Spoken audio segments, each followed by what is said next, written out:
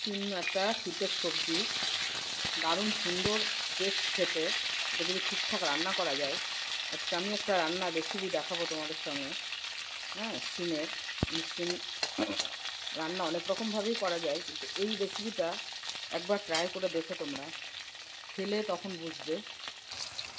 এবার শিমটা ভালো করে ভাজা হয়ে গেছে, এবার মশলাটা দিয়ে দেবো। মশলার মধ্যে আছে টমেটো, রসুন, আদা, পেঁয়াজ, কাঁচা লঙ্কা, এইগুলো দিয়ে মশলাটা দিয়ে ভালো করে শিমটা ভালো করে কষে নেব। মশলাটার মধ্যেই গায়ে মাখা হবে।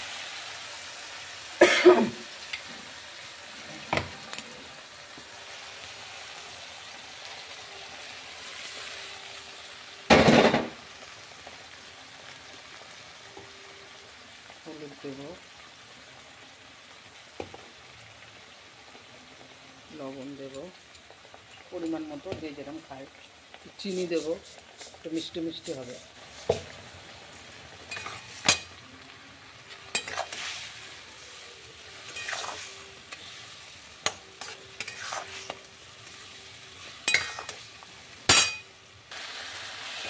এই দেখো শিমটা এরকম হবে, একদম গায়ে মাখা মাখা। গরম ভাতে যা সুন্দর লাগে না খেতে, একদিন বানিয়ে দেখো তোমরা কেমন লাগে। এরকম গোটা গোটা শিম ভালো করে লাল লাল করে শাঁকা তেলে ভেজে নিয়ে, তারপরে টমেটো, রসুন, আদা, পেঁয়াজ, কাঁচা লঙ্কা পেস্ট করে নিয়েছি, নিয়ে তারপরে এই যে শিমটা রান্না করলাম। এই গরম গরম এই শিমটা দিয়ে এত ভালো লাগবে না ভাতটা খেতে, দারুণ হবে খেতে। তোমরাও একদিন বানিয়ে দেখো। আমার তো ভীষণ ভালো লাগে এই শিমের মাখামাখিটা, অসম্ভব সুন্দর লাগে খেতে, দারুণ টেস্টি। গোটা শিমের শীতের সবজি, দারুণ টেস্টি। এবার যে ধনে পাতা খেতে চাইবে এর ওপর দিয়ে একটু ধনে পাতা ছড়িয়ে দেবে, দারুণ লাগবে খেতে। তোমরা একদিন বানিয়ে খেয়ে দেখো, এই রান্নাটা অসম্ভব সুন্দর লাগে। দেখছো রান্নাটা খুব সুন্দর হয়েছে, হেভি টেস্ট হয়েছে। ঠিক আছে, চলো রাখি তাহলে। ভালো লাগলে লাইক, কমেন্ট, শেয়ার করে দেবে বন্ধুরা। রাখলাম তাহলে। আজ একটা রেসিপি দেখাবো তোমাদের, দেখো কেমন লাগে।